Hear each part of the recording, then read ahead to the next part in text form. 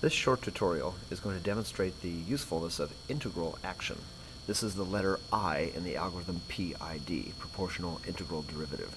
To do this, we're going to use our desktop process, which is a motor speed control system using a DC motor and a DC generator connected to a pulse width modulation circuit board and a process loop controller.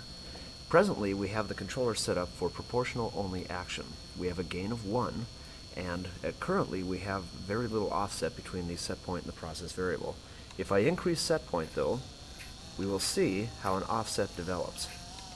The motor speed increases, but it is unable to achieve the new set point value, and we call this phenomenon proportional only offset. We also see that below the original set point value, if we go low, once again we see the process variable is not able to achieve the new set point value. And as we spoke in a previous video, the reasons for this have to do with how proportional action works. Proportional action can only develop a new output signal if it develops an error or an offset or a difference between process variable and set point, which means in order to achieve novel speeds for this motor, an error must develop. Well, in answer to this problem, we have what's called integral action. What integral does is if it sees an offset, if it sees an error, such as what we have right now between process variable and set point, it integrates that error over time as the calculus function of integration goes. It takes the error and multiplies it by increments of time and keeps adding or subtracting those increments to the output. So in this case, if we had integral action working, it would take that error and then over time keep adding to the output signal, keep adding, until finally we had a high enough output signal to drive the motor to that new set point. Integral action does not give up. It does not stop working until there is zero error or zero offset. So let's introduce a little bit of integral and see what happens. We'll push the tune button. The first parameter we come to is the gain. We've already talked about setting that. We're going to keep it at a gain of 1. The next one is the integral time constant, Ti. In this particular brand and model of controller, this is measured in minutes per repeat, so 100 minutes per repeat. It would take over an hour of time for integral action to repeat one measure of proportional action. So what we're going to do is decrease that time to make the integral action more aggressive. I'm going to decrease it all the way down here to, let's say, about a half a minute or so. 0.3 minutes, 0.2. Let's throw caution to the wind. If I adjust it to 0.2 minutes, much more aggressive integral action, and hit the store button, let's watch what happens to process variable and set point. You can hear the motor's slightly increased speed. In fact, we can even take a look at the output and watch the output slowly increase, and now it's trying to get rid of that offset. Notice the process variable is slowly climbing up. We can even look at process variable and watch it rise, trying to get to the new set point of 80.9, and the output, or it says V on the controller, keeps increasing to make that happen. Integral says, hey, there's an error here. It's going to integrate that error over time, keep adding a new value to the output till we finally achieve that new set point. Conversely, if I take my set point and reduce it, proportional action takes an immediate reductive step in the output to get the motor speed down, but it's not enough. As you can see here, we still have an offset.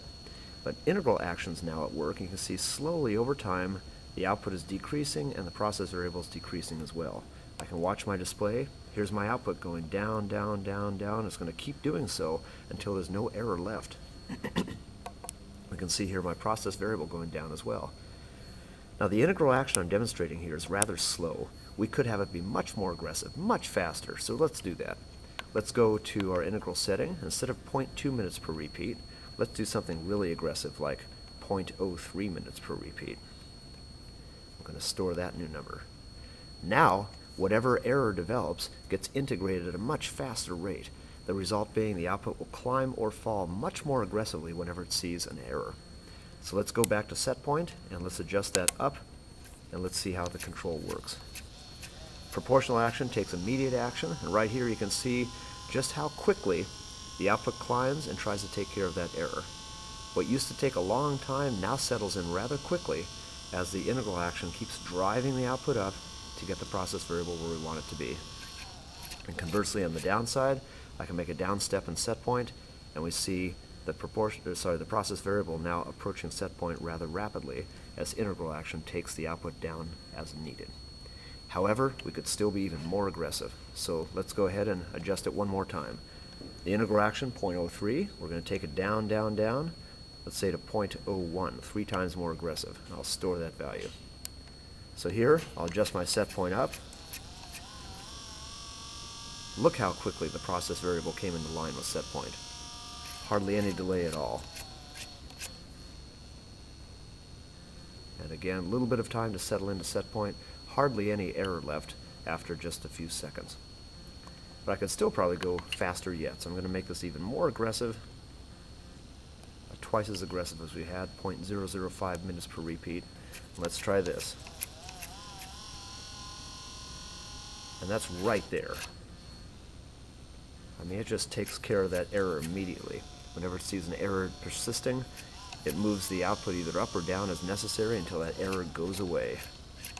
You can think of integrals being the impatience of the controller, if you want to put it in human terms. So now I'm going to show you what too much integral would do. I'm going to make it very, very aggressive. I'm going to store it. It's about 5 times as aggressive as we just had. Now, when I give it a set point change, we see oscillations develop. Just like having too much gain, you can make a loop become unstable by having too much integral action. I can go back to here, increase the integral time constant, and watch it settle out. That's a quick demonstration of integral control action and why it's necessary to get rid of what would otherwise be a proportional only offset between process variable and set point for new set point values.